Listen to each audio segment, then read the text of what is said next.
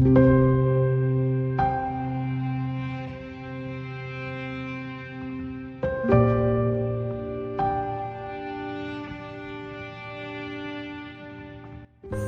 Friends, फिर से स्वागत है आप सभी का मोहन सर की क्लास में।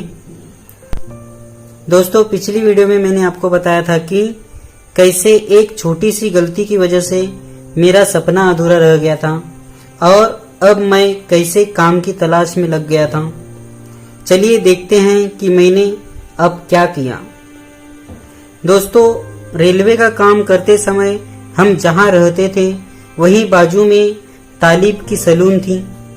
मेरी उनसे दोस्ती हो गई थी।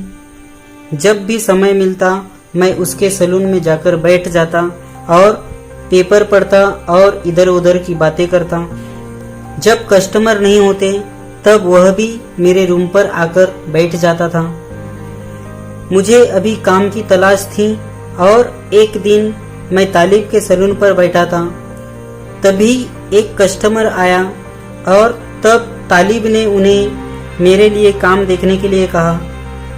उस कस्टमर ने बताया कि विक्रोली में गोदरेज इंडस्ट्री में एक होटल है, उसमें काम है, अगर उस होटल में काम करना है तो बताओ। विक्रोली का नाम सुनते ही मेरे आंखों के सामने वह दृश्य दिखाई देने लगा जिसकी वजह से मेरा सपना अधूरा रह गया था। मगर मरता क्या न करता, मुझे उस समय काम की जरूरत थी, इसलिए मैंने हाँ कह दिया। हालांकि मैं अंदर से इस बात के लिए तैयार नहीं था। यह काम करने के लिए मैंने इतनी तकलीफ नहीं उठाई थी और यह काम करने के लिए मैंने डीएड नहीं किया था। मेरा दिल मुझे इस बात की इजाजत नहीं दे रहा था। फिर भी मैंने अपने दिल को समझाने का प्रयास किया और जब तक दूसरा कोई अच्छा काम नहीं मिल जाता तब तक मैंने यही काम करने का फैसला किया। दूसरे दिन से मैंने काम पर जाना शुरू कर दिया। पहले दिन तो मुझे बर्तन साफ करने के लिए बोला गया। जब मैंने यह बात सुनी तब तो मुझे ऐसा लगा जैसे वे मेरी इंसल्ट कर रहे हैं। मुझे मेरा डीएड का डिप्लोमा सामने दिखाई देने लगा। तब मुझे लगा कि इस डिप्लोमा का क्या सिर्फ इतना ही मूल्य है? क्या इसकी इतनी वैल्यू है? हालांकि मैंने बर्तन साफ करना, खाना बनाना, ये सारे काम पहले अपने घर और रेलवे का काम करते समय भी किया था, मगर अब मेरा डिप्लोमा इसके आड़े आ रहा था। अब मुझे समझ में आया था कि जब इंसान मजबूर होता है तब उसे वह सब कुछ करना पड़ता है जो वह नहीं करना चाहता। मैंने इसे मजबूरी का नाम दिया और काम पर लग गया। अब काम तो मुझे मिल गया था मगर रहने की समस्या का हल नहीं मिला था। जब इसका हल निकलता नजर नहीं आया तब मैंने कसारा में जाकर रहने का निश्चय किया, जहां मैंने कुछ दिन रेलवे का काम किया था। वे लोग मुझे पहचानते थे। जब मैं उनके पास रहने की समस्या लेकर गया तब पहचान की वजह से उन्होंने मुझे रहने की परमिशन दे दी। अब मैं हर दिन सुबह के 5 बजे काम के लिए निकलता तो शाम को 10 बजे के बाद रूम पर पहुंचता था। आने जाने में बहुत ज्यादा समय लगता था, नींद भी नहीं हो पाती थी और लोकल की गर्दी तो बाप रे बाप, बैठना तो छोड़ो, पैर रखने के लिए भी जगह नहीं होती थी। कभी कभी तो मैं माँ की तरफ ही सो जाता और सुबह IW ऑफिस में नहाकर काम पर चला जाता था। कुछ दिनों बाद मैं सारा काम सीख गया था। तभी एक दिन मेरे सीनियर के घर से फोन आ जाता है और उनको अचानक में घर जाना पड़ जाता है, जिसकी वजह से वहां की सारी जिम्मेदारी मेरे ऊपर आ जाती है। खाना परोसना, कूपन लेना, पैसों का हिसाब, सब कुछ अब मेरी जिम्मेदारी बन गई थी। आपको कंफ्यूजन ना हो इसलिए मैं आपको बता दूं कि यहाँ पर खाना बनाया नहीं जाता था, बाहर से मंगाकर सिर्फ कस्टमर को सर्व किया जाता था।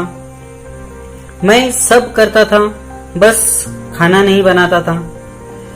अब जिम्मेदारियां तो बहुत बढ़ गई थी मगर सैलरी उतनी की उतनी ही थी, क्योंकि मेरा मालिक बहुत कंजूस था। मेरे 1-2 बार कहने के बाद भी उन्होंने ध्यान नहीं दिया था।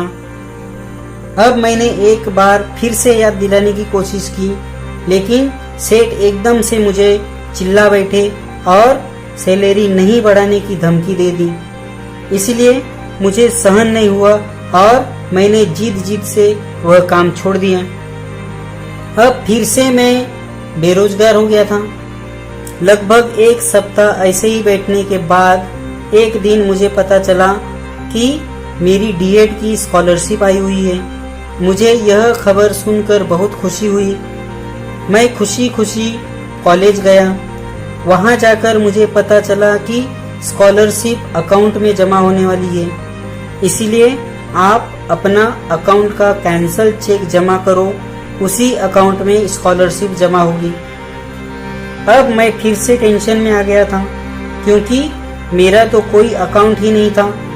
अकाउंट ओपन करने के लिए भी आईडी और एड्रेस प्रूफ की आवश्यकता पड़ती है, जो कि मेरे पास नहीं था। मैंने अनीता आंटी से बात की और उन्हें विटनेस रखकर बड़ी मुश्किल से बैंक में अकाउंट ओपन करने में मैं सफल हुआ।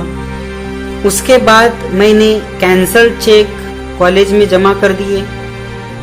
कुछ ही दिनों के बाद मेरे अकाउंट में 27,000 रुपए जमा हो गए। पहले साल की 13,500 और दूसरे साल की 13,500, इस तरह से 2 साल की टोटल फीस मुझे स्कॉलरशिप के रूप में वापस मिल चुकी थी। अब मैं बहुत खुश था।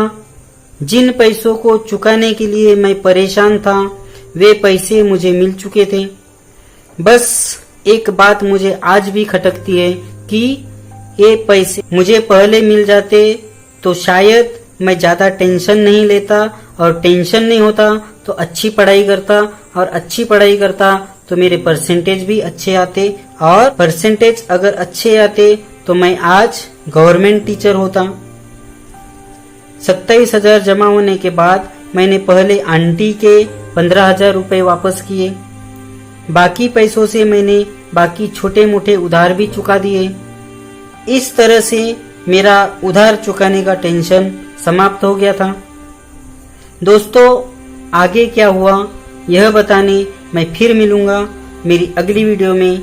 तब तक के लिए धन्यवाद।